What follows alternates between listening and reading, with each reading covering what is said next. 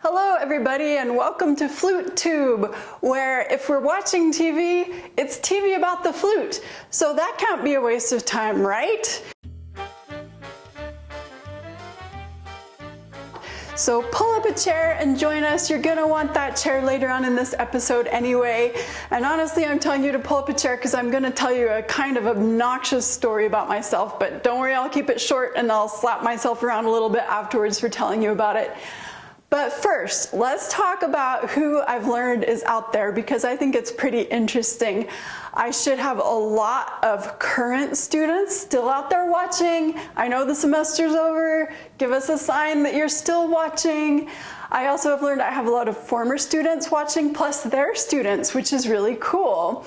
And I have colleagues at other universities like University of North Texas and Snow College and BYU Idaho, the Paris École Normale de Musique and Juilliard, and colleagues in places like Seattle and Boston and California and Idaho. I also have local teachers with students watching, which is great.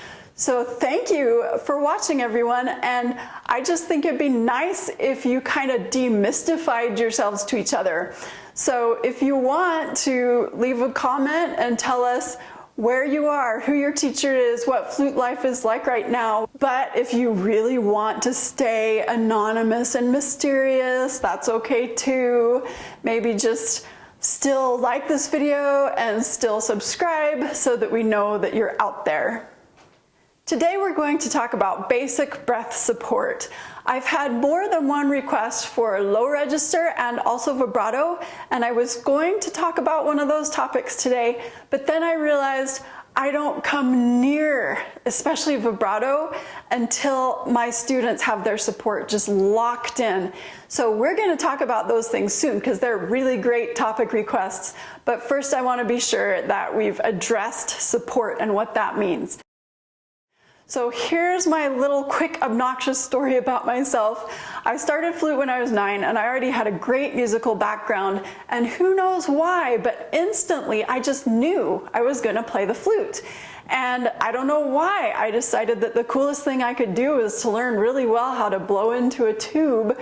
There are lots of really much more important things in life, like being nice to people, but for some reason, I decided that it was going to be the flute, and I only had a handful of little cheating moments where I wondered if maybe I should play the piano instead.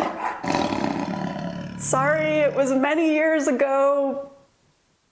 But so I worked really hard right from the beginning, and I started to be the person people dreaded seeing at competitions because I always won everything. So if someone had come up to me when I was 9 or 10 years old and said, "Do you know how to play a chromatic scale?" I would have been like, duh, I could do that weeks ago. I could do that months ago. And I would have thought, you know, that's very simple and basic. But fast forward, when I was a doctoral student at Juilliard, I went through this flute panic crisis because Carol Wincenc told me something and it made me have an epiphany, and I went and I tried to play chromatic scales the way that I was trying, and I could not do it. I knew that I couldn't do it, and I was thinking, I'm a doctoral student and I can't play a 2-octave chromatic scale. Do I have any future as a flute player? Is there any hope for me? I can't even play a 2-octave chromatic scale. And so I worked so hard on that chromatic scale, and it made me become so much better as a flute player, and it taught me a lot about support. So keep going back to your basics. This is the moral. If you want to learn how to do something better, the way to do it is to go back to the really basic exercises and get those better. What is support really? It seems to me that everybody believes that they know. I thought that I knew when I was 10 and I was playing in my first band. I remember the band director saying, "Everyone support," and feeling like I knew exactly what to do. You have to keep coming back and figuring out what it means. Like I say, I was having epiphanies all the way through my college years. I still have epiphanies from time to time about things that I can do that will help me to support better. So you want to keep examining it your whole life. Now I think it's time for you to answer the question of what you think breath support is. So let's do the same thing we did once before, just like they do in chess videos, where before they make the big move, they have you pause the video and think through what that move is. So pause the video and come up with your own best answer about what breath support is. All right, here's my answer, and I hope it's a good one because it took me years to come up with this. But what I think of as being breath support is engaging your body's own natural weight behind the air. The easiest way to do this by far is to breathe deep. So we have so many different breathing exercises, and we're not going to get into those today because that's too long of a video. But if you can keep your lungs full of air, your body will feel that your lungs are overextended, and it will want to push that air out and get rid of it. If I just breathe deep, my body is like, please get rid of that air. And that instantly gives me support. When I play as a soloist, especially as a concerto soloist, I just feel like a breathing machine. I feel like a bellows, like so much air is going out, and then you bring it back in and then out and in. But I'm really always thinking about the breathing in part, keeping my lungs as full of air as possible so that my body's weight will be behind that air. And I've heard Rampal talk about this in a masterclass. Someone asked him, how do you think of blowing your air to get that amazing sound that you have? And he said, I'm too busy thinking about keeping my lungs full of air to worry about how it's coming out of my mouth. And I had a teacher also at Juilliard, Samuel Barron. I had some chamber music courses with him. And he liked to say, remember that it's not the air coming out of your mouth that's making your sound. It's the air behind that air.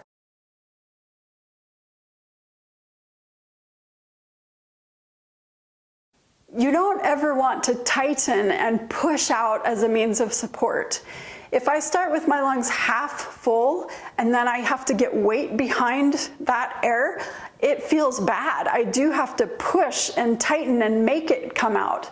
But if I start with my lungs completely filled up, the support is instantaneous.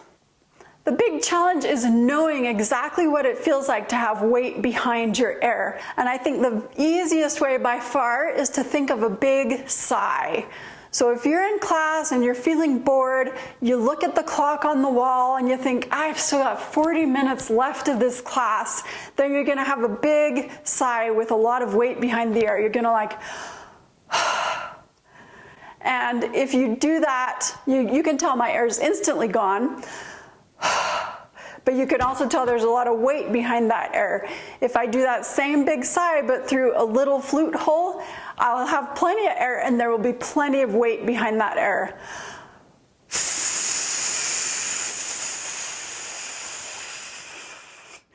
I also like to tell students, I've said this hundreds of times, we never sigh like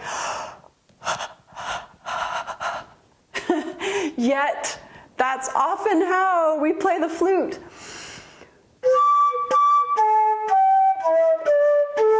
That is a perfect example of no support. The way that you know you have really great support as a flute player is when you can feel that same sensation of sighing through your flute. You get the weight of the air behind your sound and you just leave it there. You don't mess around with it. You don't ever pull back off of it. You stay engaged. I think the easiest way to feel this is doing a downward chromatic scale because it feels so much like a sigh. So if I'm gonna sigh, but I do it into my flute in a downward chromatic scale like this.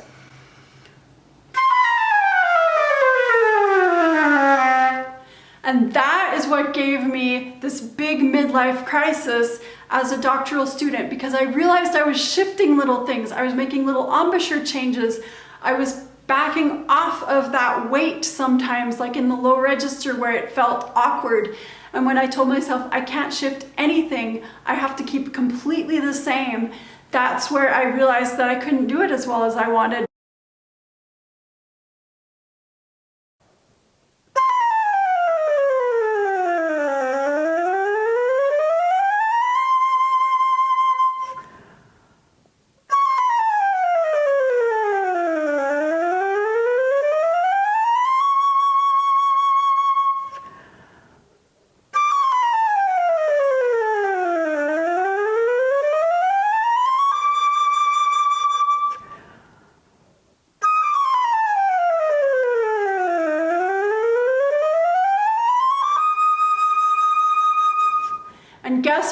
playing?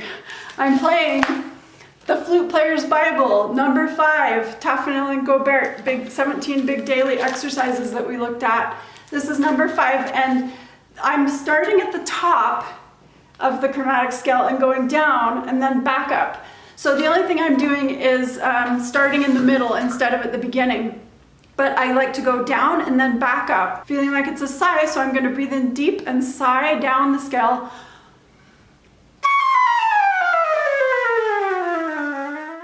And you have to engage the weight behind your air. So if I do it without engaging, I don't know how well you can hear, but if I just sort of blow down and up, but without engaging that weight.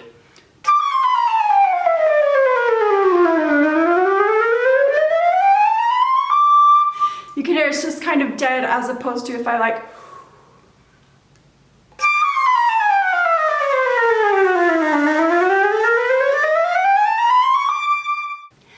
This Taffanel and Gaubert number 5 is one that I believed I had down pat when I was 10 years old. It was so easy, but this is what I picked up in my 20s and learned so much about support, and I still play it reliably all the time.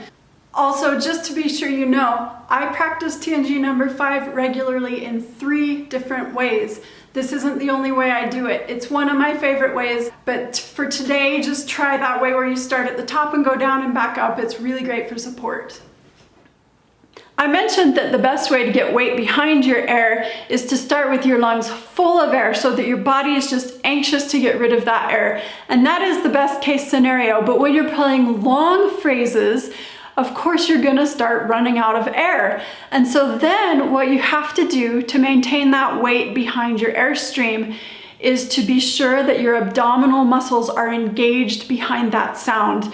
And that's hard to tell exactly what it's supposed to feel like also. I think the best way to tell is to use this singer exercise where you hiss. And you don't wanna hiss with just a gentle, light little hiss. You wanna have a sharp, aggressive hiss like this. And you want to take a deep breath and use up all that air. And what will happen is your body, in order to maintain that aggressive hiss, will have to engage your lower abdominal muscles behind your lungs. You'll feel them get tired. It's work if you hiss like this.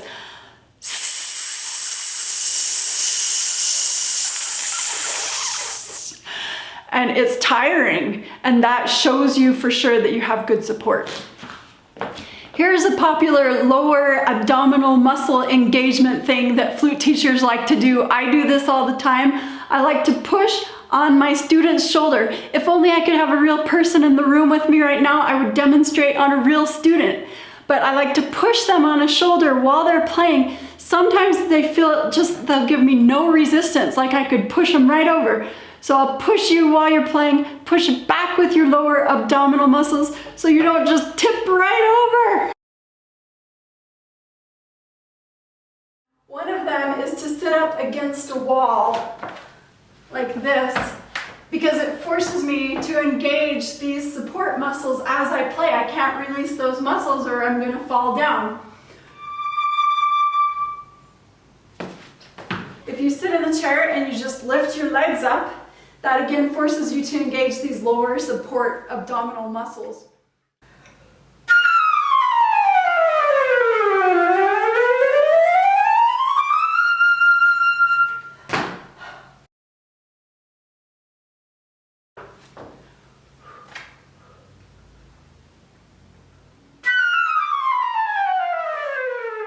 I know some teachers who don't have chairs in their offices, only exercise balls, so their students have to sit on an exercise ball and engage those support muscles a lot more than in a chair.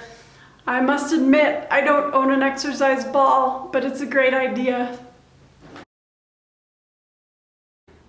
You want to stay really relaxed in your upper torso and really shift your center of gravity as low as you can. My teacher, Michel Debost, was married to a flute player, Kathleen Chastain, and I also had lessons with her. And he said that they discovered her tone got better when she was pregnant. And that was confusing because she had less room to breathe and more stuff going on down there. But they decided it was because it forced her to lower her center of gravity And so it gave her a better, more focused sound. So we can do all kinds of things to think about lowering our center of gravity.